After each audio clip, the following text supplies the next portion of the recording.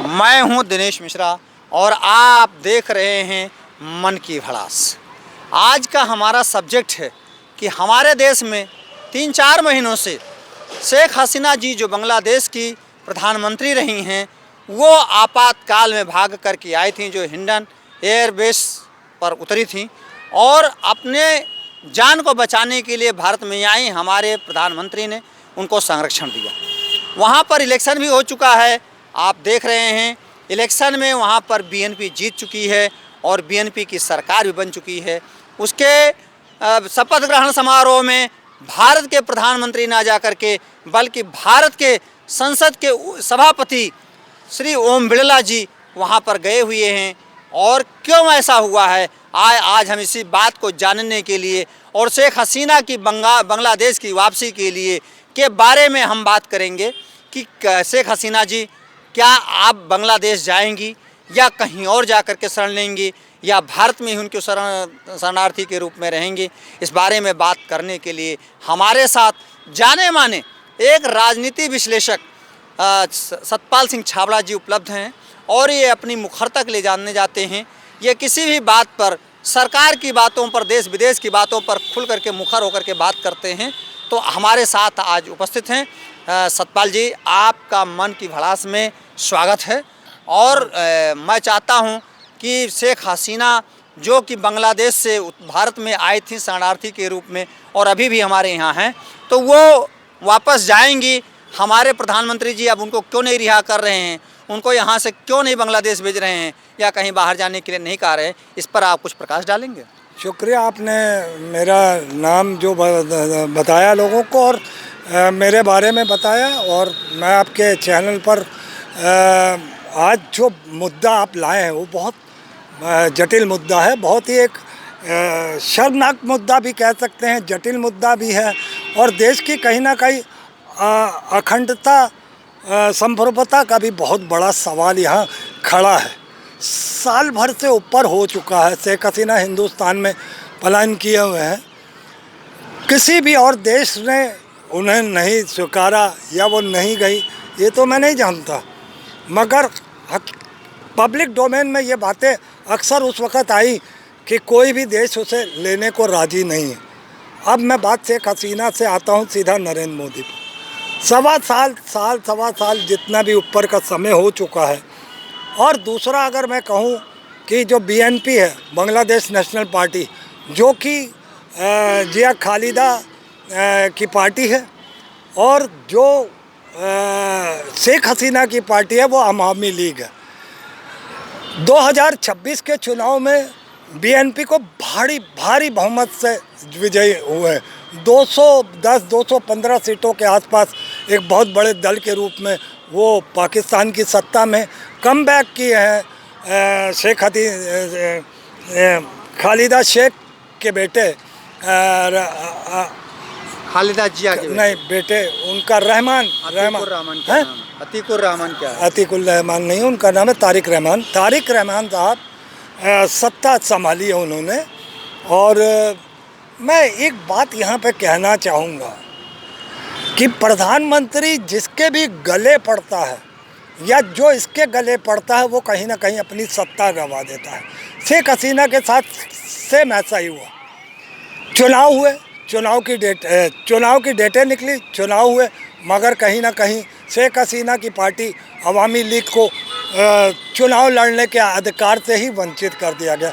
तो मैं एक बहुत साफ बात बता दूं कि नरेंद्र मोदी जिसके गले पड़ता है या जो इसके गले पड़ता है वो कहीं ना कहीं अपनी सत्ता खो देता है। जिस तरीके से शेख हसीना यहाँ बैठ के बांग्लादेश पे हो रहे हिंदुओं पे अत्याचार पे वहाँ की सरकारों को भला बुरा कह रही थी, उसका खामियाजा ये मिला शेख हसीना को कि वो सत्ता से बाहर का रास्ता दिखा दिया गया। अब मैं आता हूँ जिया खालिदा की बात। जिया खालिदा का 2025 में बीमारी के दौरान उनका निधन हो गया। उनका बेटा 18 साल से लंदन में था और वहाँ से वो कमबैक करता है पाकिस्तान में। और सबसे बड़ी बात यह है कि वो माँ बेटा दोनों मिलके अमेरिका से, हालांकि माताजी उनकी माताश्री वो बांग्लादेश में ही थी, आते जाते रहती थी, मगर दोनों माँ बेटों ने किस तरीके से लंदन में रहते हुए अपनी पार्टी को कहीं ना कहीं उसके जनाधार को ख़त्म नहीं होने दिया, अपने पार्टी को टूटने नहीं दिया। वो वहाँ से बैठे रहमान साहब सत्ता को चलाते रहे, हालांकि विपक्ष में थे, वो एक पार्टी बड़ी पार्टी के रूप में भी थे। और मैं उस पर नहीं जाना चाहता कि सीटों के आधार सीटों जी, मैं एक चीज़ ये जानना चाह रहा हूँ कि जैसे शेख हसीना जी जब वहाँ पर प्रधानमंत्री थी तो वहाँ पर जो है हिंदुओं को भी मारा गया, मुसलमानों को भी मारा गया, तो क्या वहाँ से छोड़ के आए उसके बाद हिंदुओं की हत्या वहाँ पर होती रही, जैसा कि भारतीय मीडिया यहाँ पर दिखाता रहा और ये बात फैलाने की कोशिश की कि वहाँ पर हिंदुओं पर अत्याचार हो रहा है और वहाँ की सरकार साथ नहीं दे रही है। तो ऐसा तो नहीं कि जो है खालिदा जिया तो अब तो रही नहीं दुनिया में, उनका बेटा तारिक रहमान जो है उसने कमान संभाली विदेश में रह करके और सत्ता को पलट दिया। शेख हसीना को भाग करके भारत आना पड़ा शरणार्थी के रूप में। तो उसके बावजूद जब वहाँ पर हिंदुओं पर अत्याचार होता रहा तो क्या ये इनके शेख हसीना के समर्थक ही उनके ऊपर अत्याचार करते रहे, जिससे मतलब वहाँ के हिंदुओं ने भी बीएनपी का सहयोग किया और एक बहुमत दिया? बिल्कुल हो सकता है, क्योंकि देखिए सत्ता पाने के लिए कोई भी देश इस तरीके के, खासकर मैं अगर बात करूं एशियाई देशों की, चाहे बांग्लादेश हो, श्रीलंका हो, पाकिस्तान हो, हिंदुस्तान हो, नेपाल हो, यहाँ पर जाति समीकरण बहुत है। इस जातियों के आधार पर जो लड़ाई करा के सत्ता पे आने हैं, ये इन देशों का शायद नेचर में है। मुझे बहुत विदेशों के बारे में तो नहीं मालूम है, मगर जो मैं एशियाई देशों के बारे में जितना मैं जिन देशों के मैंने नाम लिए हैं उनमें आमतौर पे ये चीज़ें चलती रहती हैं। और मैं सर एक बात और बताना चाहता हूँ, बड़ी दिलचस्प बात है कि बीएनपी में इस बार 6 हिंदुओं को टिकट मिले थे, जिसमें 3 लोग जीत के आए थे, 3 सांसद जीत के आए थे। और सबसे बड़ी एक बड़ी बात हुई कि उन तीनों में से एक को ओम बिरला की तरीके से, जैसे ओम बिरला यहाँ पे स्पीकर है, वहाँ पर उन तीनों हिंदुओं में से एक को स्पीकर पद दिया गया और 2 और लोग थे, मतलब 3 जीते, तीनों को बड़े पद दिए गए। तो कहीं ना कहीं ये दर्शाता है कि वहाँ पर कोई हिंदू मुस्लिम है नहीं, राजनीतिक सरगर्मियाँ ही मुझे लगता है इसका कारण बनती हैं। कहीं ना कहीं सत्ता का के लालच में कहीं ना कहीं इस तरीके से धर्म की लड़ाई कराई जाती है।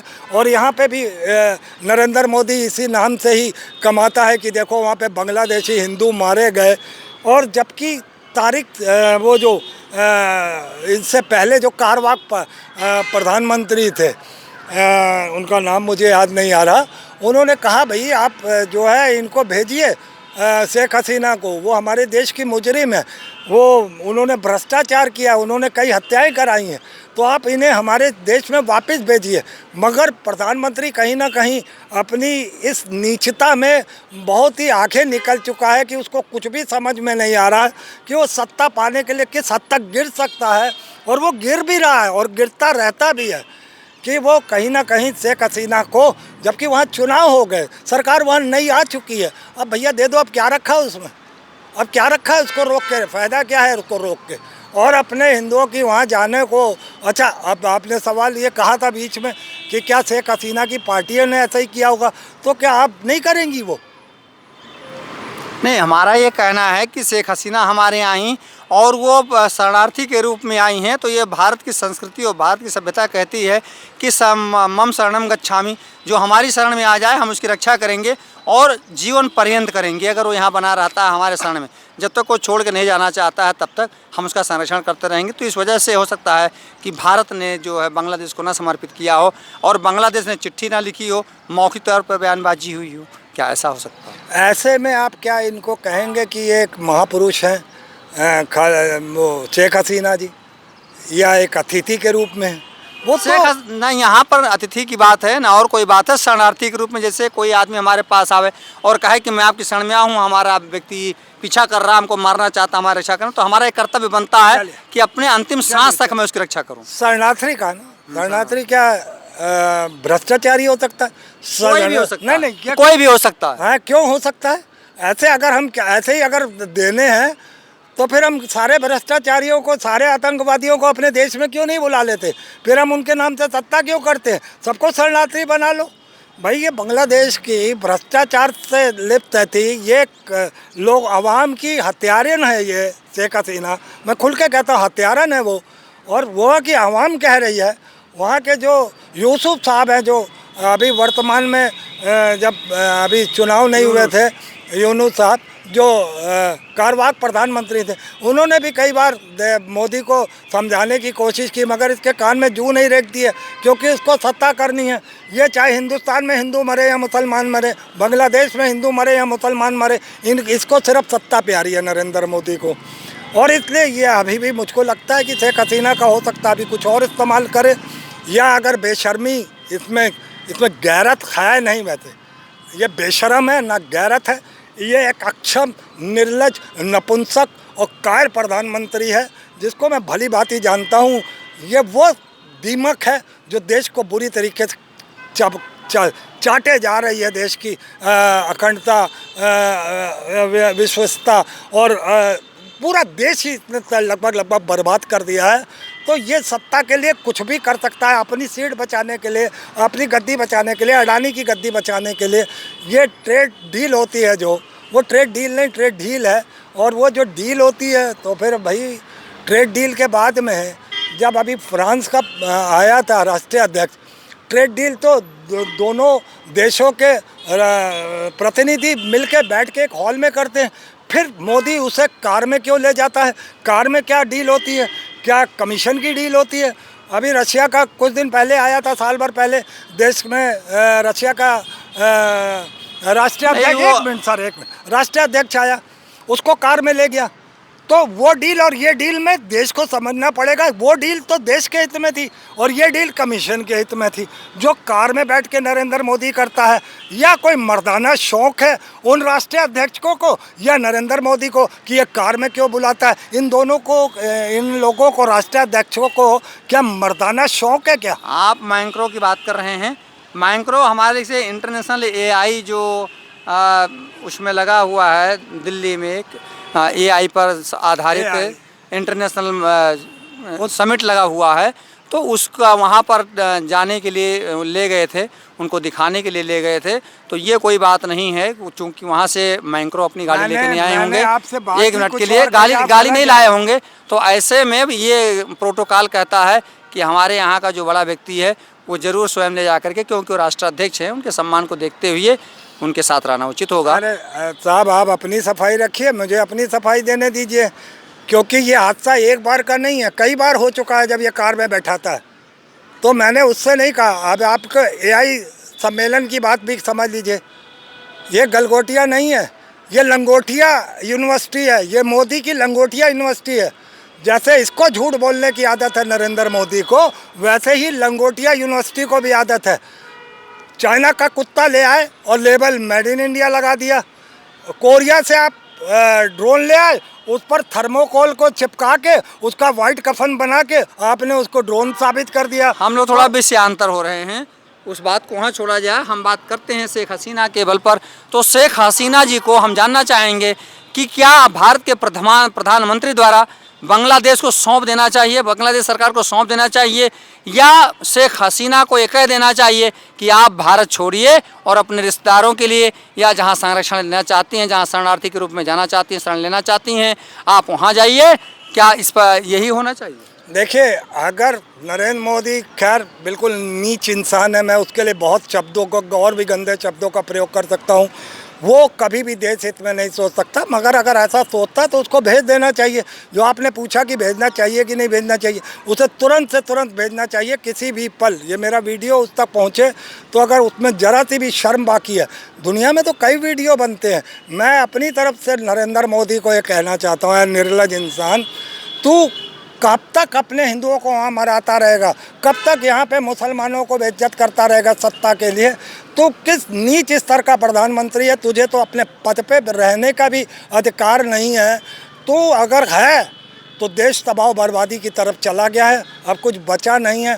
तूने हिंदू मुस्लिम कराते कराते आर्यसवर समाज को दलित ओबीसी से लड़ाने का काम कर दिया, तो वो तुम्हारी नीचता जग जाहिर है कि तुम सत्ता पाने के लिए कुछ भी कर सकते हो। मुझे लगता है कि ये भेजेगा नहीं भेजेगा ये तो भविष्य के गर्भ में है, मगर मैंने जो बातें कही हैं कि वहाँ चुनाव भी हुए, वहाँ पर बीएनपी एक बड़ी पार्टी के रूप में भी आई और वहाँ पे हिंदू जो 6 सांसद लड़े थे जिसमें से 3 को हार प्राप्त हुई थी और 3 को जीत प्राप्त हुई थी, और वो तीनों संसद में पहुँच गए, बड़े पदों पे पहुँच गए, स्पीकर पद पे पहुँच गए। तो कहीं ना कहीं बांग्लादेश से नरेंद्र मोदी जैसे निर्लज इंसान को सीखना चाहिए। हालांकि मैं कोई उम्मीद नहीं रखता हूँ, मैं भारत देश में सत्ता परिवर्तन चाहता हूँ। जब तक ये नीच बैठा है प्रधानमंत्री पद पे, ये किसी की भी सुनने वाला नहीं है। ये एक ऐसा निर्लज, एक शैतान, एक आतंकवादी, एक वोट चोर, एक जल चोर बैठ चुका है। जो लंगोटिया यूनिवर्सिटी है, मैं एक बारी फिर से कह दूं, जिस तरीके से देश का प्रधानमंत्री वोट चोर जल चोर है, वैसे ही वो कुत्ता पकड़ लाए चाइना का और उसे कह दिया कि मेड इन इंडिया है ना। तो जो रोबोट डॉग है उसको आप कह रहे हो वो चाइनीज। जब बाद में चाइना वालों ने एक्सपोज किया इंडिया के उस यूनिवर्सिटी को, तो क्या इज्जत रह गई? एक्सपोज किया वो जो कोरिया वालों ने कि कहा वो हमारा ड्रोन है और तुम इसको अपना बता रहे हो। तो मेक इन इंडिया समझना पड़ेगा। बाहर से आएगा कोई चीज़, आप उसे संभल करेंगे। इसे अगर मेक इन इंडिया कहते हैं तो फिर मैं कहता हूँ कि मोदी का मेक इन इंडिया है, मगर हम खुद प्रोडक्ट का जो रॉ मटेरियल है या जो पार्ट्स है अगर हम खुद बनाते हैं, खुद ही संभल करते हैं, हमें लगता है कि उसे मेक इन इंडिया कहा जाता है। मगर वारे अंधभक्तों, वारे देश के लोगों कि अभी तक पूरी तरीके से देश क्यों नहीं जागरूक हो रहा, क्यों नहीं जैन जी इस पर सवाल खड़े कर रहा, क्यों नहीं नरेंद्र मोदी को धर दबोचता दिल्ली में जाके, पूरे देश का जैन जी क्यों नहीं जाता दिल्ली में के उस भवन में जहां नरेंद्र मोदी रहता है और उसे गर्दन से कॉलर से पकड़ते हुए खींचते हुए सड़क तक ले आए और बताए उसको। क्या नहीं हुआ नेपाल में, क्या नहीं हुआ और देशों में? आग लगा दी गई लोगों के घरों में। बांग्लादेश में बड़े बड़े पदों पे रहने वाले लोगों को घर में आग लगा दी गई, उन्हें पकड़ के। मैं आपको टोकना चाहूँगा, भारत एक लोकतांत्रिक सरकार है। भारत में जो है इस तरीके की बात करना उचित नहीं है, लेकिन हमारे पास 5 साल में एक बार वोट देने का अधिकार आता है। ज़रूरत पड़े तो हम आंदोलन भी कर सकते हैं, लेकिन जिस प्रकार से आक्रामकता है, उस तरीके की आक्रामकता केवल आंदोलन करने के लिए है, ना कि किसी को गलत शब्द कहने के लिए है, ना किसी पर गुस्सा करने के लिए है। मन के गुस्से को मन में रखते हुए, सरकार से अपनी मांग करते हुए, उसके लिए हम आंदोलनरत हों। जिस प्रकार से गांधीवादी व्यवस्था हमारे यहाँ रही है वैसे ही रहें। देखिए, पहली बात तो आपसे मैं सहमत नहीं। ये देश लोकतंत्र के हिसाब से नहीं चल रहा, ना इसमें राजतंत्र है, राजतंत्र की बू है, न लोकतंत्र है न राजतंत्र है। अगर इस देश में कुछ चल रहा है तो गुंडा तंत्र चल रहा है और उसका मुखिया आतंकवादी नरेंद्र मोदी है। मैं अपनी बात को यहीं समाप्त करता हूँ। कोई और सवाल हो तो दोस्तों, आप देख रहे थे, ये हमारे साथ थे सतपाल छाबड़ा जी, जो एक बहुत ही मुखर वक्ता रहे हैं और ये कभी किसी को डरते नहीं रहे। लेकिन आपने देखा कि शेख हसीना के यहाँ आने पर और शेख हसीना के बांग्लादेश में रहते हुए जिस प्रकार से भारतीय मीडिया में गलत प्रचारित किया गया कि वहाँ हिंदुओं की हत्या मुसलमानों द्वारा किया जा रहा है, लेकिन बीएनपी के जीतने के बाद जिस प्रकार से हिंदुओं को वहाँ पर उच्च पदों पर आसीन किया गया है, वैसे लगता है ऐसा कहीं कुछ नहीं था। हम लोगों को बार बार भारत में भड़काया जा रहा, भारतीय मीडिया के द्वारा, भारत के कुछ राजनीतिक पार्टियों के द्वारा। इस बात पर आप अपने राय और कमेंट जरूर दीजिएगा। आपसे हमारा निवेदन है कि आप कभी भी किसी मीडिया के कहने पर भड़किएगा नहीं, आप किसी मीडिया के कहने पर लड़िएगा नहीं। आपस में भाईचारा बना करके जो बात होगी बैठ करके सुलझाइएगा, समझिएगा और देश को आगे बढ़ाइएगा, समाज को आगे बढ़ाइएगा। इसी के साथ हम आपको करते हैं नमस्कार, धन्यवाद, सत श्री अकाल। आप लोग हमेशा इस वीडियो को देखें, लाइक करें और बटन भी दबाएं, जिससे हमारी मदद होती रहे।